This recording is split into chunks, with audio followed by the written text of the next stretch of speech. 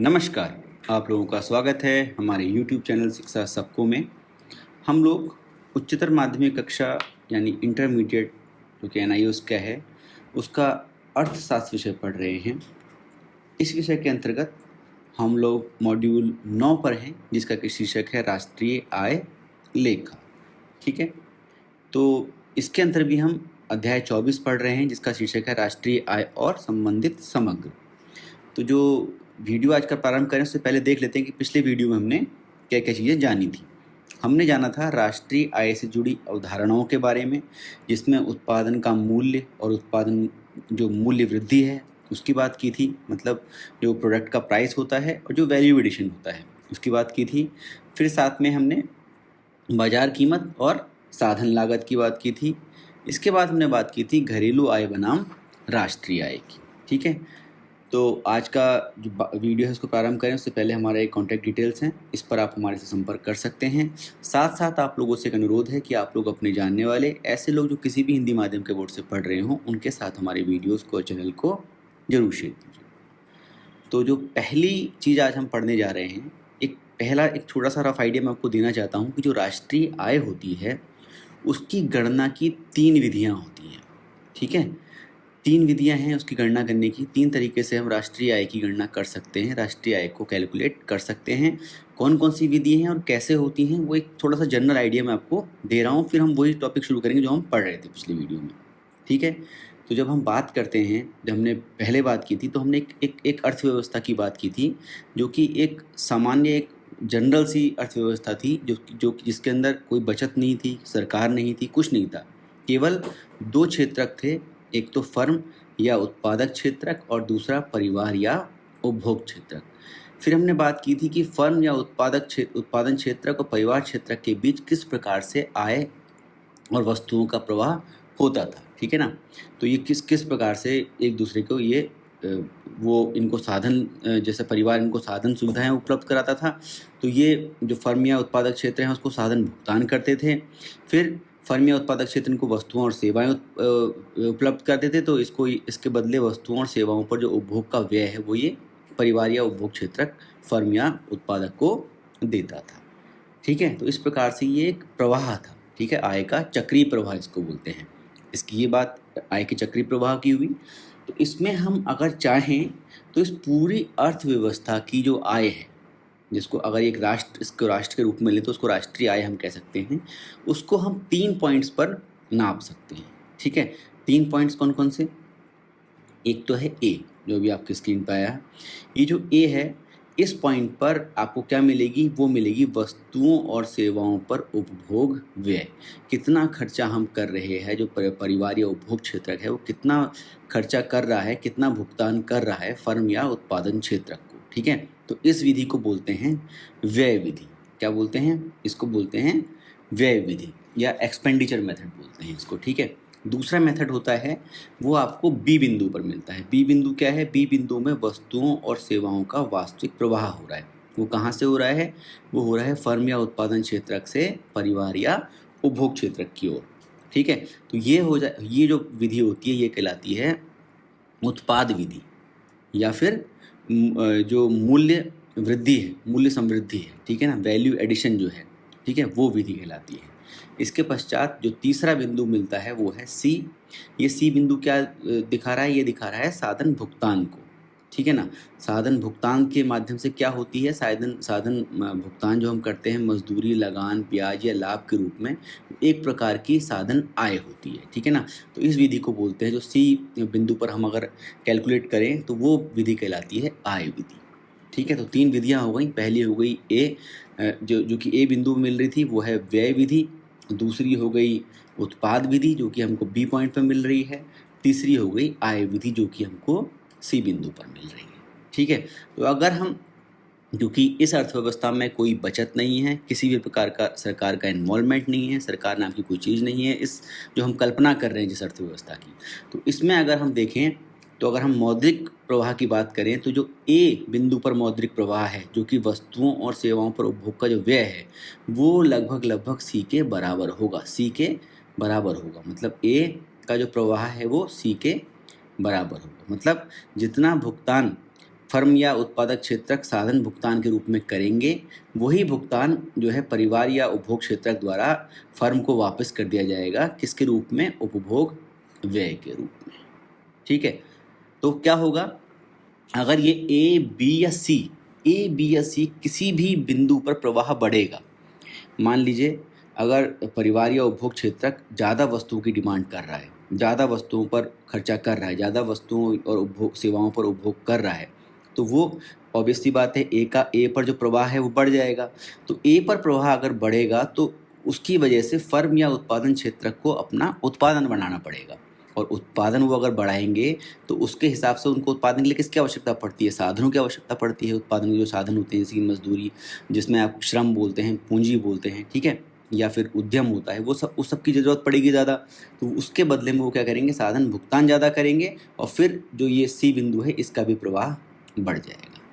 ठीक है, सी बिंदु का प्रभाव बढ़ जाएगा क्योंकि साधन भुगतान ज़्यादा हो रहा है, और बी बिंदु का प्रभाव भी बढ़ जाएगा। क्यों? क्योंकि फर्म और उत्पादन क्षेत्रक जो है वो ज़्यादा वस्तुओं और सेवाओं का उत्पादन करने लगेगा। ठीक है, तो किसी भी एक बिंदु का प्रवाह जो है वो दूसरे बिंदु को अपने आप इफेक्ट करता है। इसलिए हम इसमें से किसी भी विधि से अगर राष्ट्रीय आय या कुल आय की गणना करना चाहें तो वो तीनों जो आंसर आएंगे वो लगभग सेम आएंगे। ठीक है, वो तीनों इक्वल आएंगे। तो ये एक मैंने आपको आइडिया दे दिया। अभी तक जो हम गणना कर रहे हैं, अभी तक जो हम बात कर रहे हैं वो बात कर रहे हैं केवल और केवल उत्पाद विधि की।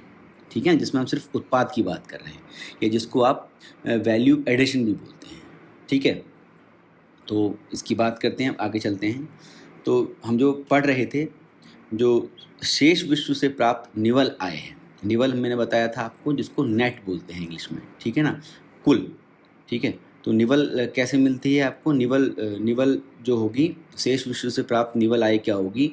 जो शेष विश्व से आप पैसा ले रहे हो और जो शेष विश्व को पैसा दे रहे हो वहाँ के वस्तुएं या सेवा खरीदने के बदले, तो वो उनका जो डिफरेंस होगा शेष विश्व को किए गए साधन भुगतानों का और शेष विश्व से प्राप्त आय का, उसका जो अंतर होगा वो कहलाएगा शेष विश्व से प्राप्त निवल आय।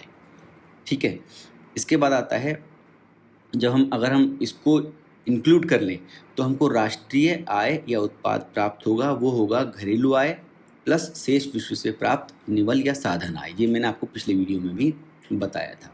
तो तीन कंसेप्ट निकल के आते हैं, तीन चीज़ें निकल के आती हैं। सबसे पहले आती है बाजार कीमत पर सकल घरेलू उत्पाद प्लस विदेशों से निवल साधन आय। अगर इन दोनों को आप जोड़ देते हो, ठीक है, तो आपको क्या मिलता है? तो आपको मिलती है बाजार कीमत पर सकल राष्ट्रीय उत्पाद। ठीक है ना, इसको अगर आप दिखाना चाहो इंग्लिश में, अगर इसको लिखोगे तो सकल होता है ग्रॉस, राष्ट्रीय हो गया नेशनल, और उत्पाद हो गया प्रोडक्ट। ठीक है ना, तो जीएनपी हो गया ये किस पे? Eight market price.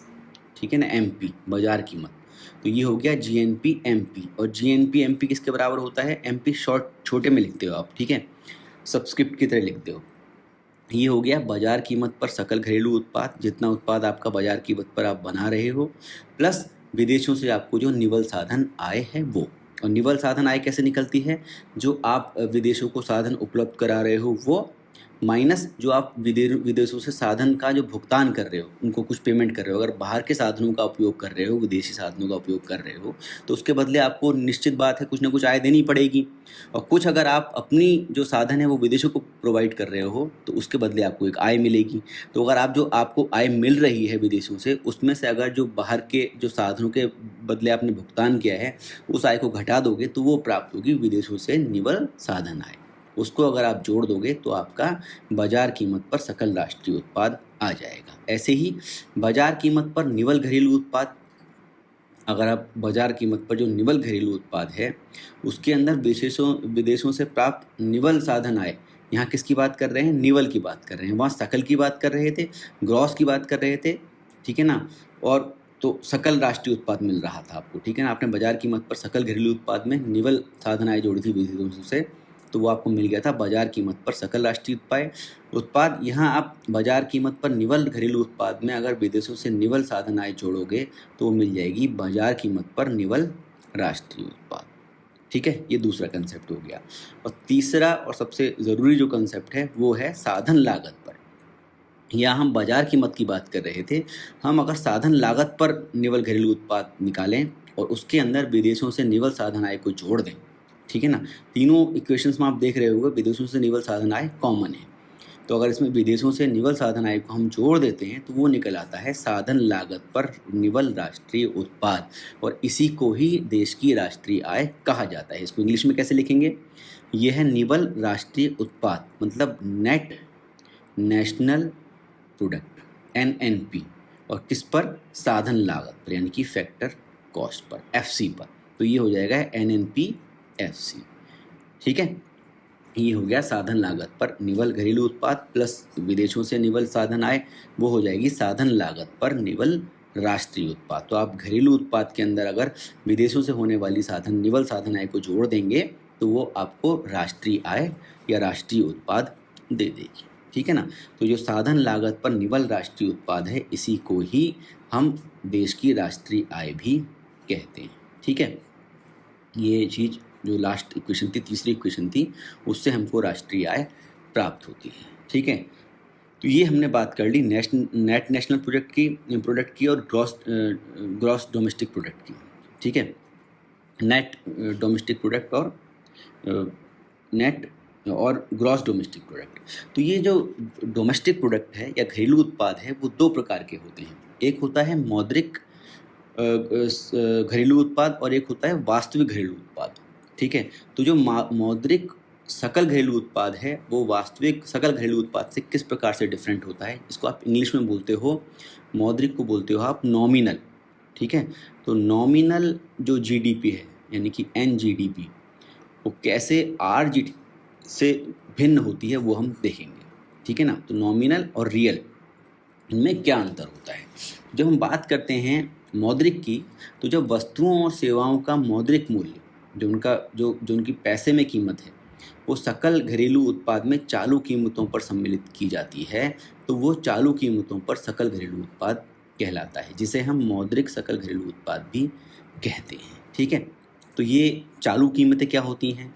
चालू का मतलब है जो आपका वर्ष चल रहा है, ठीक है। जिस वर्ष की आप बात कर रहे हो, उसी वर्ष की अगर कीमतों पे आप घरेलू उत्पाद की गणना करेंगे तो वो आपकी हो जाएगी मौद्रिक सकल घरेलू उत्पाद। तो चालू, आपने कहीं जगह पढ़ा होगा चालू वित्तीय वर्ष। तो चालू का मतलब है जो इस समय चल रहा है, ठीक है। जैसे इस समय जो हमारा वित्तीय वर्ष चल रहा है, चालू वित्तीय वर्ष अगर मैं लिखूं तो वो चल रहा है 2022-23, ठीक है। तो इस प्रकार से 2022-23 का मतलब होता है, ये जो वित्तीय वर्ष शुरू होता है ये अप्रैल से शुरू होता है। तो 1 अप्रैल 2022 से लेकर 31 मार्च 2023 तक जो साल चलेगा, जो वित्तीय वर्ष चलेगा, जो चालू वर्ष चलेगा, उसको बोलेंगे 2022-23। इसका मतलब है अप्रैल 2022 से 31 मार्च 2023 तक, ठीक है। तो ये हो गया चालू का मतलब। तो इसको बोलते हैं, जो चालू कीमतों पर अगर आप निकाल रहे हो तो वो बोलेंगे मौद्रिक सकल घरेलू उत्पाद।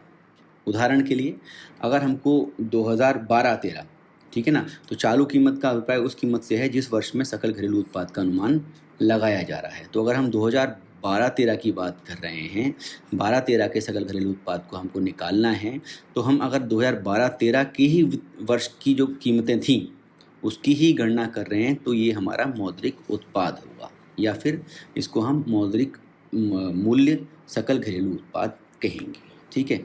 दूसरी बात आती है, दूसरा कंसेप्ट आता है वास्तविक का।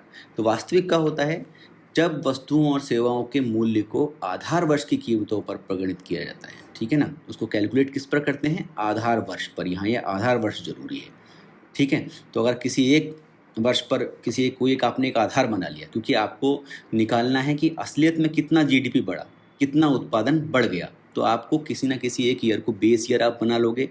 उसी बेस ईयर पे जो कीमतें होंगी, क्योंकि आपको पता है हर साल कीमतें घटती बढ़ती रहती हैं, बेसिकली बढ़ती रहती हैं, बहुत कम ऐसा होता है कि घटती हैं। क्यों घटती बढ़ती हैं?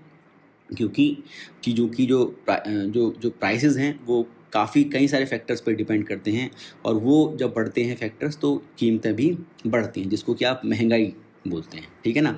तो वो चीज़ें आगे की बातें हैं। तो अभी आपको समझना है कि जब आप GDP की गणना किसी एक मूल्य को लेकर किसी एक आधार वर्ष की कीमतों पर कर रहे हैं, तो उसे स्थिर कीमतों पर सकल घरेलू उत्पाद या फिर वास्तविक घरेलू उत्पाद का नाम दिया जाता है। ठीक है ना, स्थिर कीमतों पर मतलब कीमतें आपने कांस्टेंट रख दी, कीमतें आपने किसी एक आधार वर्ष की ले ली। ठीक है, तो उसको बोलते हैं क्या, उसको बोलते हैं स्थिर कीमतों पर सकल घरेलू उत्पाद या फिर वास्तविक घरेलू उत्पाद।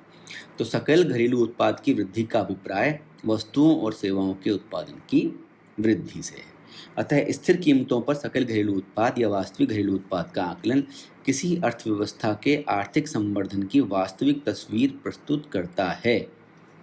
अब ये क्या चीज़ है, इतनी भारी भरकम जो चीज़ लिखी हुई है, इसका मतलब ये है कि अगर आप स्थिर कीमतों पर घरेलू उत्पाद की गणना करेंगे तब आपको पता लग पाएगा कि इस साल में पिछले साल की अपेक्षा कितना ज़्यादा प्रोडक्शन हुआ है, कितना घरेलू उत्पाद बढ़ा है या कम हुआ है। ठीक है ना, तो वास्तविक तस्वीर आपको पता चलेगी स्थिर कीमतों पर सकल घरेलू उत्पाद की गणना करने से।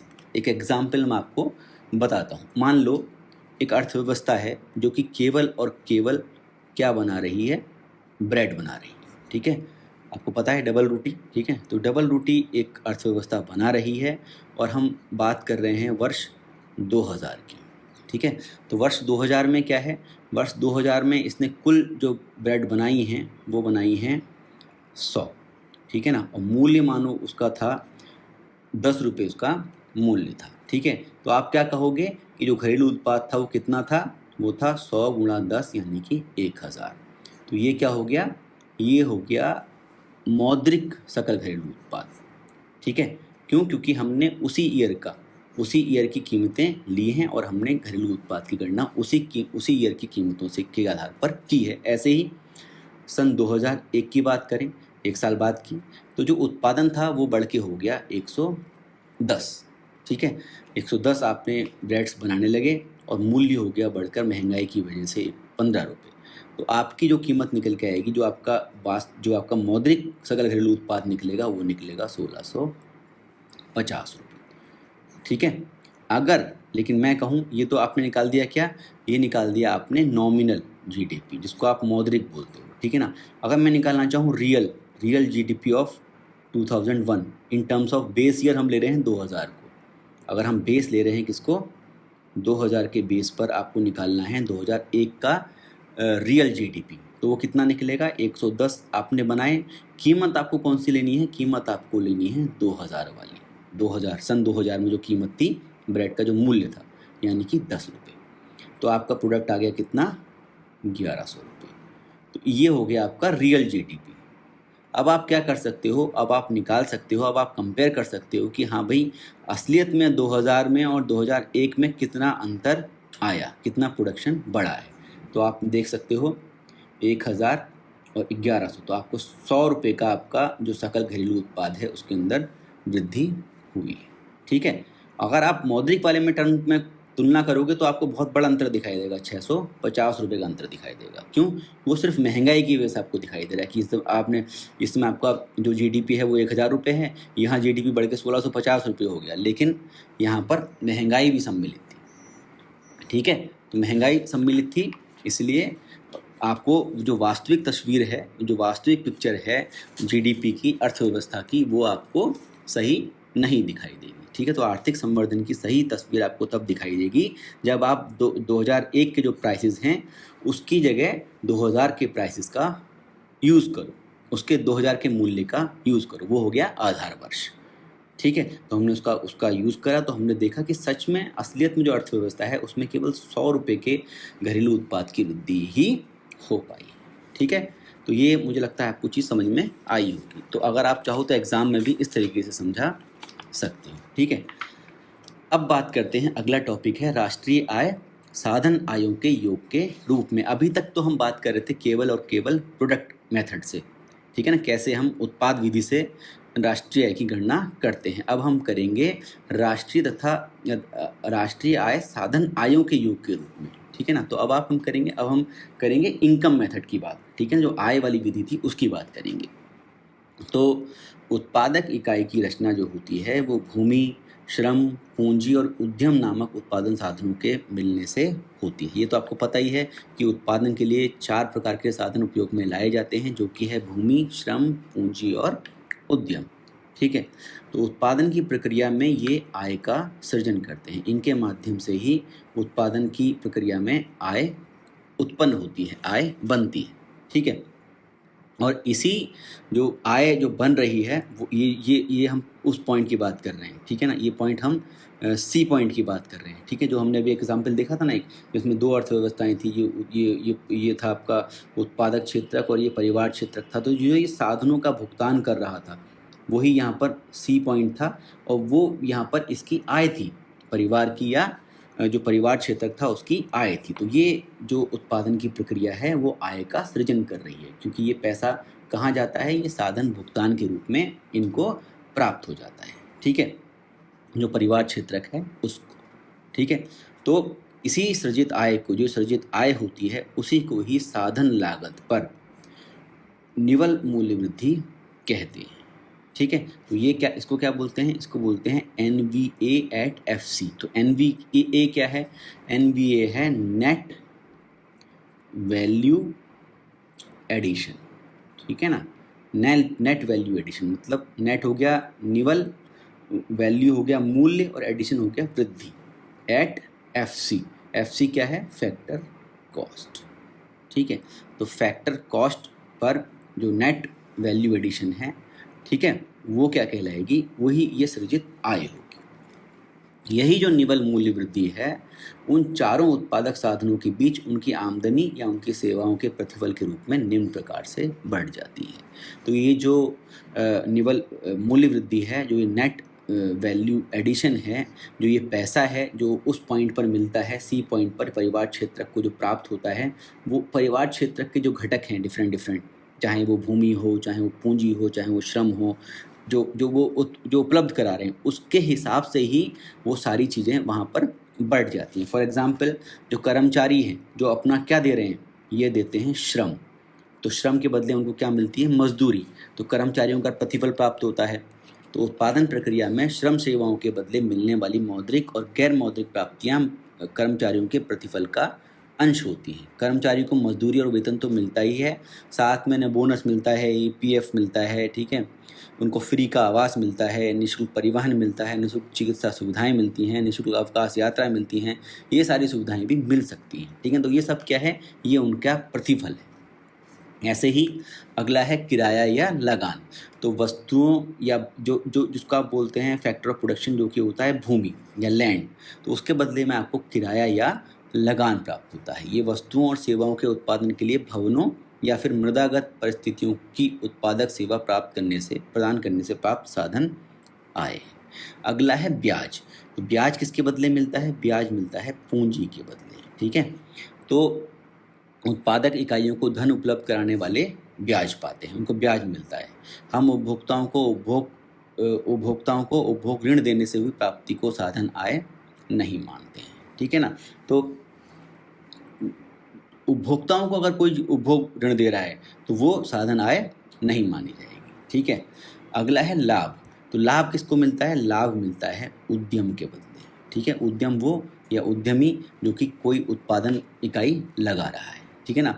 तो उद्यमी द्वारा उत्पादन इकाई को व्यवसाय की अनिश्चितताओं और जोखिमों के वहन रूपी सेवाओं के बदले मिली राशियों को लाभ कहा जाता है। तो वो जो उत्पादन इकाई लगा रहा है, उसके अंदर इतना रिस्क ले रहा है, इतनी अनसर्टेनिटी के बीच में लगा रहा है, उसके बदले जो उसको राशि मिलती है उसको लाभ बोलते हैं, जिसको प्रॉफिट कहते हैं इंग्लिश में, ठीक है ना। तो अगर हम जो टोटल निवल मूल्य वृद्धि है उसमें से कर्मचारियों का प्रतिफल घटा दें, किराया लगान घटा दें और ब्याज घटा दें, तो उसके पश्चात जो मिल रहा है, जो चीज़ बचती है इन तीनों को घटाने के बाद, वो बचती है लाभ, जो किसको मिलता है, वो उद्यमी को मिलता है, ठीक है। और इसके पश्चात आती है स्वनियोजित व्यक्तियों की मिश्रित आय। तो जो उद्यमी है, जो अपने उद्यम में खुद काम भी कर रहा है, ठीक है ना, तो उसके पास उसके अंदर क्या होगा, एक तरह से वो स्वनियोजित हो जाएगा, ठीक है ना। स्वनियोजित व्यक्तियों की मिश्रित आय क्या होती है, तो ये जो मिश्रित आय है वो स्वरोजगार वर्ग द्वारा सृजित की जाती है, जैसे डॉक्टर हो गए, वकील हो गए, ठीक है ना। तो ये देखा होगा आपने, क्या करते हैं, स्वरोजगार करते हैं। तो ये क्या करते हैं, एक स्वरोजगारी व्यक्ति अपने व्यवसाय में अपनी संपत्ति और श्रम आदि को लगाता है, इन्वेस्ट करता है, ठीक है ना।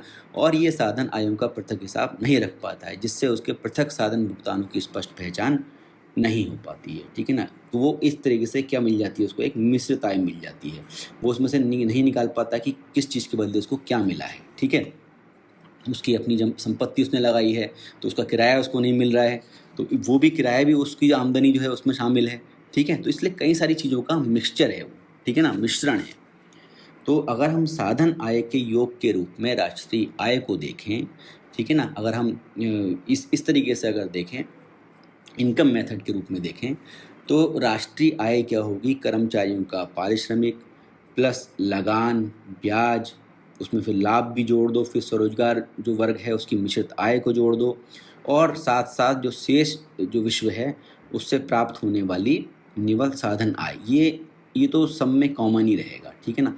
जो बाकी विश्व के साथ जो आपका व्यापार हो रहा है उससे जो आपको आय हो रही है, कैसी आय, निवल, ठीक है ना। जो आपने आय बाहर दी और जो बाहर से ली, जो बाहर भुगतान किया और जो बाहर से लिया, उन दोनों का जो डिफरेंस होगा वो होगी। ये नेगेटिव भी हो सकती है और पॉजिटिव भी हो सकती है, ठीक है। या फिर दूसरे टर्म्स में राष्ट्रीय आय जो है वो साधन लागत पर निवल घरेलू उत्पाद में शेष विश्व से प्राप्त निवल साधन आय को जोड़ने से प्राप्त हो जाता है।